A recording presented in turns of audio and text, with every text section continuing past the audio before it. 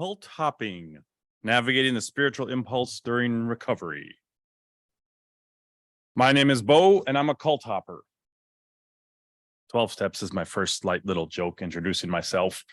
I want to bring in as much humor as possible and hope throughout the weekend and all of ours recovery, we can keep up some humor. And that's one first antidote to cult hopping and everything else in life. And actually, I want to start with an epiphany this morning in one of the groups. Something came to me that I wanted to share that was fantastic. And that is, I realized this morning, I'm, by the way, like 7 years into really intense cult hopping and identify as a full expert in it. So let's buckle up and go. This morning, I realized that all of this cult hopping I've been into came from the fact that my cult leader instilled in me that there was something wrong with me, something deeply, deeply wrong. Actually, many, many, many things wrong with me. And so this morning I woke up again here and said, thank you, Ixa. There's nothing wrong with me. At least what my therapist has been saying for a long time, and some of the positive messages of the cults I've been hopping around. And so I wanted to start there and offer that to anyone who can take that message and feel for a moment that there is nothing wrong with you, truly. Reminds me back to the second joke. If anyone remembers Saturday Night Live and Stuart Smalley and the great character saying, I'm good enough, smart enough, and doggone it, people like me. Wanted to, start with that one. So cult hopping and the sort of antidote. I next must confess my love of acronyms. And right now, so far this year, my colleague Heidi and I have been doing a CARES group, a book study, Coercive Abuse Recovery Education Support Group. And right now we're finishing up Cultish, great book. And Cultish is saying how acronyms are one way that cults really get people with their languaging. And I said, uh-oh, Bo loves acronyms. So forgive me if acronyms for today. My message I would love to impart is VED, V-E-D, vulnerability, empowerment, discernment. That is the cult hopping antidote and my message for today. I didn't PowerPoint it because of the intensity of my schedule and also some of the beautifulness of some of the cults I've hopped around. I love the oral tradition and connecting with eyes versus just all of the technology we have. So vulnerability, empowerment, discernment.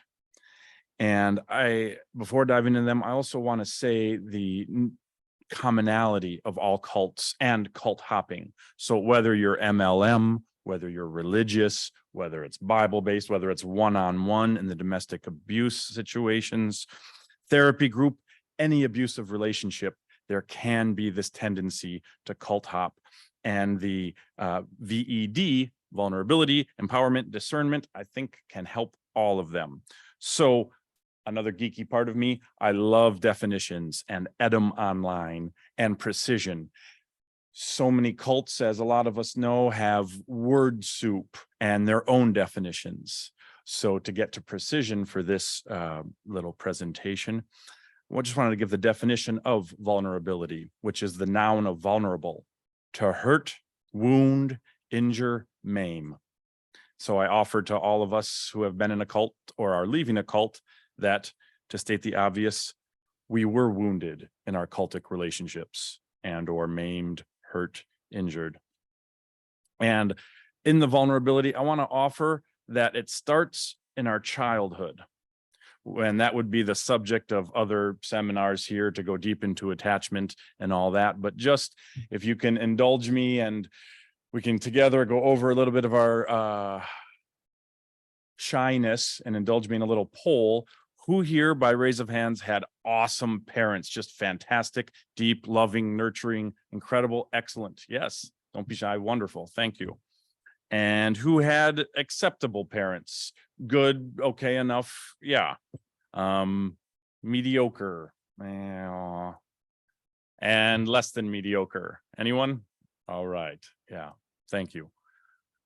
That sets us up for the possibility of cultic and vulnerability.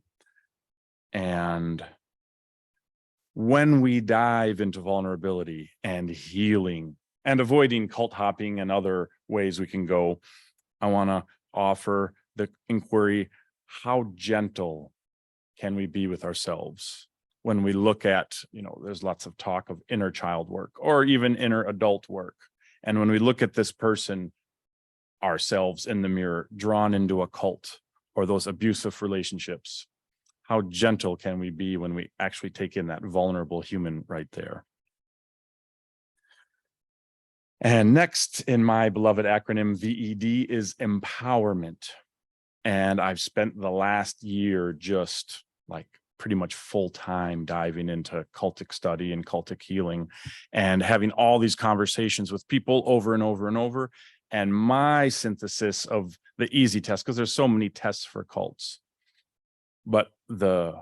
and when we evaluate cult hopping and ourselves and our relationships, the biggest single litmus test I like to offer and look at everything by is empowerment or disempowerment. And this can be a tricky one because cults generally have a really good talk about freedom and growth and development, and there are absolutely elements of that. But as we dive deeper and really evaluate, it's very important to see who is actually being served. Where is the power going? If it's going to you, fantastic. As we probably know from all our cultic studies, the majority of cults, it's going up to the cult leader or the set of leaders or the organization itself. So that's the big, I call it the key of the VED, is that empowerment piece and constantly checking where the empowerment is. Last but not least in that acronym is the D for discernment. And discernment is defined as keenness of intellectual perception, insight, acuteness of judgment. And as we are on our healing path and recovering and avoiding cult hopping, I propose it's generally a good idea to check in with others as we are building this discernment muscle. So often in cults, the trust in ourselves is eradicated, right? And so discernment is something we're taught to keep continuously doubting and focus on the cult and the teachings and give our power away, back to this empowerment. So discernment being, cannot stress it enough, checking in with others. And also, as we come back into ourselves, so much work to be done with our body and the gut instinct. And personally, it's been huge for me, but also the subtlety of the messages our body are telling us, especially initially. When we step in, what's that first sense that we get? And again, so many cults teach us to doubt that and not trust that. But as we come back on, those are some of the tools for discernment. So when the title was coming to me, navigating the impulse for spirituality during our cultic healing, I wanted to normalize it, that there is a universality to the spiritual impulse, to cult hopping. Earlier today, and a lot of people, someone was talking about Maslow's hierarchy of needs. And so many of them are ticked in a cult to a degree, right? And as we get out of a coercive situation, a high demand situation, there's a void. And there's so much truth to that saying, nature abhors a vacuum. So as we get out of one cultic relationship, which can include so much dedication of our time and energy and resources, there's a lot open. And there's just a natural inclination to dive into something else, while our reality is generally turned upside down. As we wake up from all of the gaslighting and all of the abuses that happen to us, we started those relationships with the best of intentions. And as we get out or are kicked out, if that happens, unfortunately, there's so much confusion and newness and upset. We can be reaching outwards. That's the one trap of cult hopping, is always looking outwards and looking for that group and reaching for the next thing. And so my encouragement is to move very, very slowly. I say discernment comes with time. Test out any groups, any involvement, any teachings. There's no rush to get into some new commitment or path. I would offer you cannot move too slowly when looking at new groups or new involvements. So with my love of definitions and as it came in meditation, navigating the spiritual impulse, I just wanted to look at those words for a minute when we really break down the cult hopping and the cult hopping tendency that can be in us. So I went back to Edom Online and looked at navigating, moving from place to place. They use it in a ship, but it so much applies to us as we get out of the cult. And there is that unsteadiness and the shifts in relationships and or employment, community, etc. Uncertainty abounds, especially in the initial times of getting out of the cultic relationship. So I say it's a great time not to do anything and just practice being. Like I said earlier, definitely want to move slowly and avoid massive life decisions. And I don't want to go too far down the rabbit hole of spiritual because that can be triggering to some. But as this title was coming to me, navigating the spiritual impulse, just for precision, to offer the definition of spiritual of or concerning the spirit, especially in religious aspects. And spirit being the animating or vital principle in man and animals, and or a supernatural immaterial creature, angel, demon, and apparition, invisible corporal being of an airy nature. I was like, okay, well, that's a bit much for a cult hopping talk. But in a moment, just whatever our cult was, whatever that cultic impulse was, be it MLM or a religious group or even the initial relationship, I do just want to name the normalcy of that spirituality, that it does exist in us as humans, and hopefully soften maybe some triggering of that word for those who are triggered by it, and just say it is quite normal. When we look at the impulse of it, where are we heading? Where are those questions of who am I and what is death? What happens when I die? So the wording of the impulse, an act of impelling, a thrust, a push, incitement, instigation. I think that's the movement that we all have going somewhere, that spiritual impulse. So it is real in our cultic healing. So the last part of the title of this talk, the cult recovery, navigating the spiritual impulse during cult recovery. And cult recovery, I'm not going to define. I didn't look at Edom Online because that I wanted to leave open. That is individual. That is empowering each and every one of you. If I were to stand up here and define cult recovery, that might turn me or us into cult leaders. So that's why we came to this conference. We're here to empower, to share authority. And before I go into some personal, I wanted to open it up for any questions, and first offer an answer to thank you, Huva. I don't know who asked on Huva, but there's a wonderful question that came in, and they asked, so I'm a multi, the foundation of my journey being a very abusive, narcissistic mother.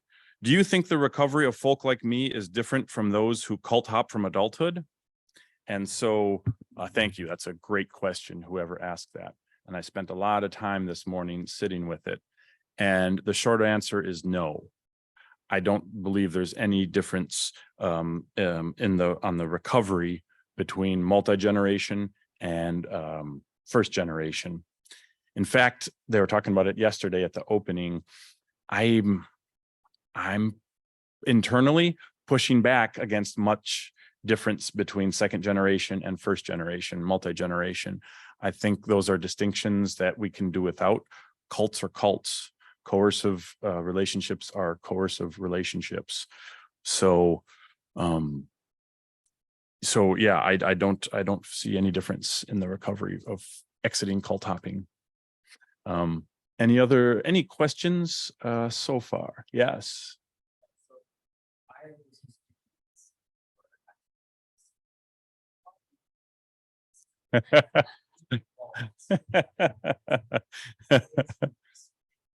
Yeah, thank you. Happy to share that personally. Yes, right now it is my Achilles heel. I am and have been looking for a silver bullet, and it's been staring at me repeatedly. So in the trauma response, there's fight, flight, freeze, right? And right now I'm in a big flight. That's cult hopping, seeking externally. So a big chunk of being up here is slowing myself down and confessing, because yeah, it's very also, there's an addictive nature to it too. And confessing and admitting there is no silver bullet, right? It's an ongoing journey of dropping the cult hopping. Yeah. Thank you. You said a phrase, share authority. Mhm. You speak upon that. Figure being a good way, I like that. But the whole space is about 2 weeks ago. That idea of a governing body that dictates everything versus kind of public experience, sharing something like. Yeah, absolutely. Yeah. Thank you. Because I wanted to start off by saying even this feels very weird. The school setup of someone standing up here. I would much rather we be in a circle, just feeling the difference of being in a circle. So the question was about sharing authority, and it's back to the empowerment versus disempowerment, right? Where's the power structure? Right. And when we look at the systems of authority, be it patriarchy, be it corporate, be it Jehovah's Witnesses, is it a pyramid or is it in a circle? Right. So yeah, looking at authority through the lens of empowerment individually or for a select few or for the group and each person there and their movement. Does that make sense? Yeah. Thank you.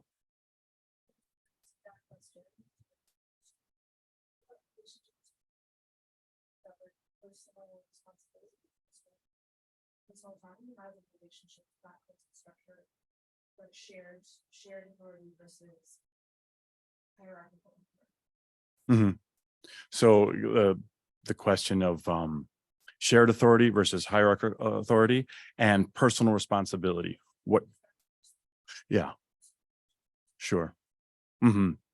So for myself, I have not found an end to how much responsibility I can take of the choices that got me into different cults and different cult hopping and seeking further out to avoid myself. Or the other classic example of what gets us into cults, those of us without perfect parents, looking for the good parent, the good daddy, the good mother, the perfect family. So I don't think there's an end to that inquiry of how much responsibility we can take. And I think it's very healthy when we're evaluating what cult to be a part of, how much authority is shared and how much power is shared. Like right now where I'm at in my recovery, everything is a cult. Coca-Cola is a cult. Corporations are a cult. Schools are a cult. Families are a cult. ICSA is a cult, is my lens right now. And I'm like, okay, Bo, let's take your own advice and slow down here. What's the focus on empowering others and sharing with others? And how comfortable is an organization giving power away, giving authority away, right? As a group, and what are the systems for that? Thank you.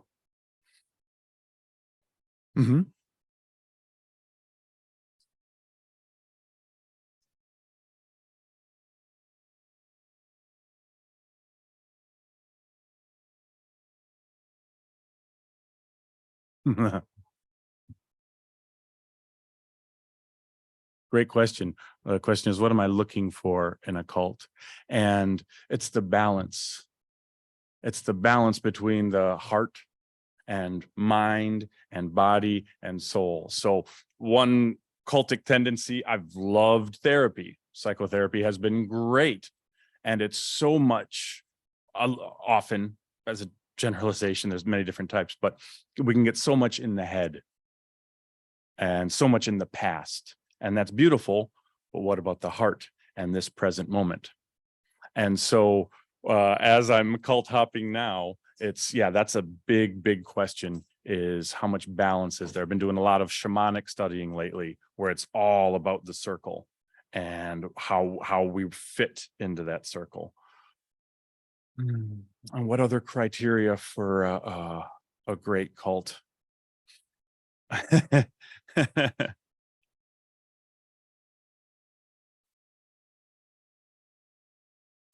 Sure. Yeah. Oh, yeah. Thank you. I did want to say in a moment how I kind of got up here. So I was 18 years in a cult, and I'm technically out. Back my next 12-step joke.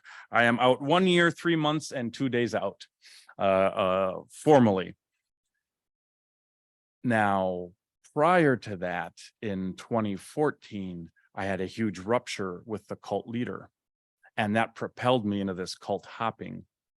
And so, yeah, that's the short version of my story. And I was in really deep. I had formed the cult with the cult leader, and we were in together. So I got to be in a leadership position. And so as the rug was pulled out, the devastation for me was so profound that everything that I was sharing about earlier, the turning upside down, so that launched me very strong into this cult hopping tendency, and it also kicked up my addiction tendencies. There's a long line of that in my family, and so I made the joke that I'm not addicted to drugs or alcohol or any of that crazy stuff. I'm addicted to self-improvement and that stuff. So yes.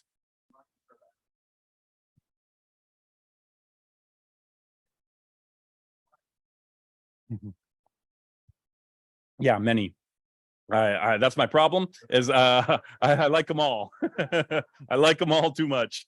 My journey has been taking what works from them. So men's groups have been fantastic, looking at the healthy masculine. What's that? I don't know MGTOW. Huh, nice. Sure. Excellent. Yeah. So a lot of men's work has been great, especially my opinion, in the necessity of turning over the patriarchy and the unhealthy pieces, because that's like cultish on the biggest scale, is who's in power. So that the healthy masculine, turning that over, I think is very, very beautiful. Love men's work. Shamanism has been extremely empowering, dealing with spirits directly versus having the mediator. That's been very nice. Healthy tantra can be nice when it focuses on being present and the going beyond gender roles and playing with them and dancing, versus the heavy, awful, sexual mucky muck gross. But the highest goals of tantra can be amazing. Yes.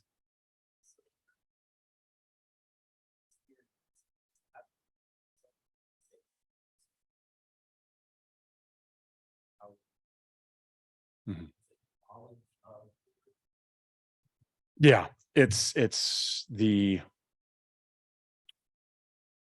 strength of the radar. Thank you. The strength of the radar, knowing what a cult feels like and seeing those tendencies. So even in checking out a new spiritual group or any group, a panel here, looking at the radar and being okay with, oh, okay, that's culty, and making a joke out of it. Back to the, not taking it seriously, not taking myself seriously, not taking the group seriously, not taking any issues that come up seriously, because big picture, we're all doing the best we can, moving forward slowly, hopefully trying not to hurt others, and even the best cults have a stated good intention, right? Or a positive intention. And yeah, for me, and I don't want to necessarily project this onto anyone, but for me, focusing on the spiritual base, the spiritual core within is a huge amount of strength. And I take that wherever I look when looking outwards.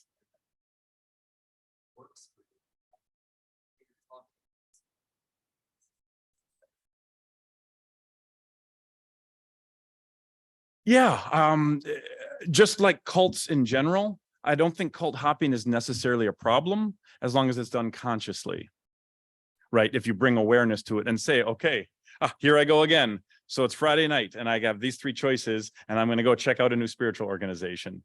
I can laugh at myself and say, all right, here we go again, Bo. You know, how many cults do you have to check out, right? So yeah, I don't make a problem out of it. And yeah, I would encourage you all not to make a problem out of it, so long as you go in with eyes wide open. Yeah.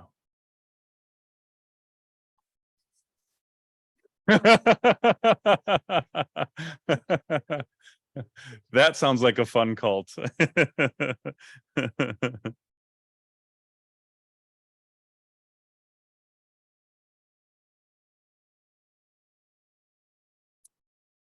Any other questions? What are some of the discernments that you have garnered over the course of the last 18 years that are sort of you consider warning signs of behavior when you're looking at an organization that may be what you see unhealthy, dangerous, something where you know for yourself now that it's sign? Yeah, the biggest is the biggest indicator for me is how is feedback tolerated and how are challenges faced. I'm, if you haven't picked up yet, on the louder side and challenging side. So any new place I go into, I will ask a lot of questions and pay very close attention to how the questionee is responding. And when I see the tension or I see an avoidance, my red flags are flying. And a lot of the cults have you can't really question. You know, there's the absolute authority, and you can generally pick that up quickly, and it can get entertaining. But yeah, the policy on feedback generally, you find out very quickly how open an organization is or a teacher is towards feedback. Yeah, you can feel it.